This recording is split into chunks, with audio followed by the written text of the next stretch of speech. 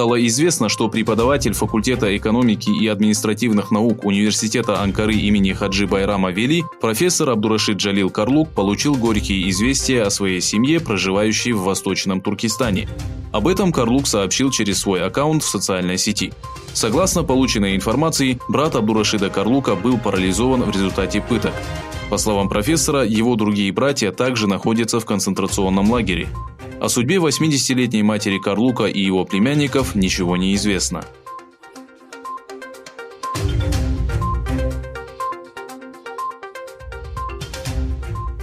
Крупнейшие китайские компании, такие как ByteDance, являющиеся владельцем социальной сети TikTok, и Huawei Technologies, тесно сотрудничают с Коммунистической партией Китая в вопросе контроля и цензуры в отношении уйгуров. Согласно отчету, подготовленному экспертами Международного центра киберполитики, ведущие свою деятельность при аналитическом центре оборонной и стратегической безопасности Австралийского института, китайские технологические компании занимаются неэтичной деятельностью в Восточном Туркестане, оказывая содействие китайским властям, подвергающим тюрков гонению и репрессиям.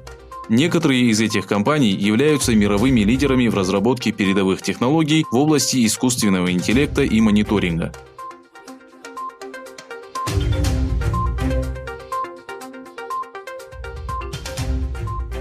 По приглашению итальянских парламентариев Джошуа Вонг, являющийся одним из лидеров студенческого движения Гонконга и генеральным секретарем Демократической партии, связался с итальянским парламентом посредством видеоконференции, что привело к полемике между Италией и Китаем. Вонг исказил правду, поддержал насилие и вмешательство иностранных сил во внутреннюю политику Китая, пишется в заявлении китайского посольства. В свою очередь, Министерство иностранных дел Италии заявило, что обвинения посольства Китая неприемлемы и абсолютно неуважительны по отношению к суверенитету итальянского парламента.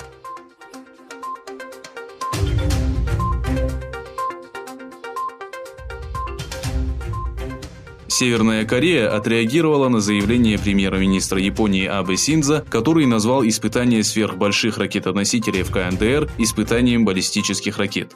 В ближайшее время Абэ может увидеть настоящую баллистическую ракету у себя под носом, заявил глава японского департамента Министерства иностранных дел Северной Кореи.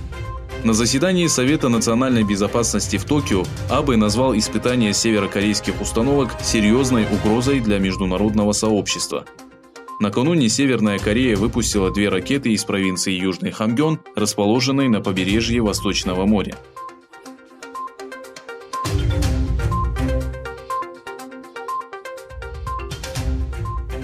В результате вмешательства сил безопасности Ирака в антиправительственные демонстрации в провинциях Зикар и Наджаф погибло 25 и было ранено 203 человека. В протестах, начавшихся из-за безработицы, коррупции и отсутствия государственной службы, в общей сложности было убито свыше 350 и ранено 15 тысяч человек. Премьер-министр Ирака Адиль Абдуль-Мехди подал заявление об отставке. Ожидается, что парламент соберется для обсуждения просьбы премьер-министра и рассмотрения последствий акций в провинции Зикар.